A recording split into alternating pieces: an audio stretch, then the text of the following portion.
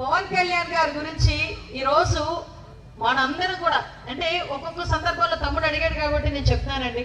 అంటే నేను చాలా హరిహర వీరమల్లు ముందు నేను హరిహర వీరమల్లు అన్నయ్య కన్నా పంచాయతీరాజ్ శాఖ మంత్రిగానే పవన్ కళ్యాణ్ గారికి ఫుల్ మార్కులు పడినాయి. ఈరోజు నేను ఎందుకు చెప్తానంటే ఈరోజు ప్రత్యేకంగా ముగ్గురు నాయకుల గురించి మనం నేర్చుకోవాలి, చూసుకోవాలి.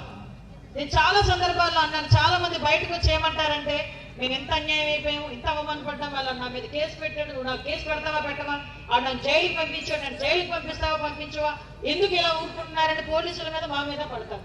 నేను ఒక్కటే సూటిగా అడుగుతున్నా, ఈ రాష్ట్రంలో నాకన్నా రాజు ఇక స్టేజ్ మీద ఉన్న వాళ్ళందరికన్నా మీ అందరికన్నా ఎక్కువగా అవమానాలు పడింది ఎవరండి?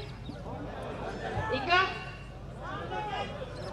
ఇంకా కదా చంద్రబాబు నాయుడు గారు, నారా లోకేష్ గారు, పవన్ కళ్యాణ్ గారు.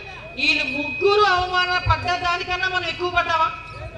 ఒకసారి ఆలోచించండి. వాళ్ళే ఈ రోజు మనం టైం వచ్చినప్పుడు చేయాలి, కానీ దాని మీదే కాన్సన్ట్రేషన్ కాదు, ఈ రోజు ఇమీడియట్ గా మన అభివృద్ధి మీద కాన్సన్ట్రేట్ చేయాలి అని ఆ ముగ్గురు నాయకులు కూడా ఎక్కడ భేషజాలకి పోకుండా మేము ఇంకో 10-15 సంవత్సరాలు కలిసే పని చేస్తామని ఈ రోజే ప్రతిన పూనుకొని ఆంధ్రప్రదేశ్ రాష్ట్ర అభివృద్ధికి వాళ్ళు త్యాగాలు చేస్తున్నారంటే ఆ ముగ్గురు నాయకులు మనకి ఎప్పుడూ కూడా ఆదర్శప్రాయమే.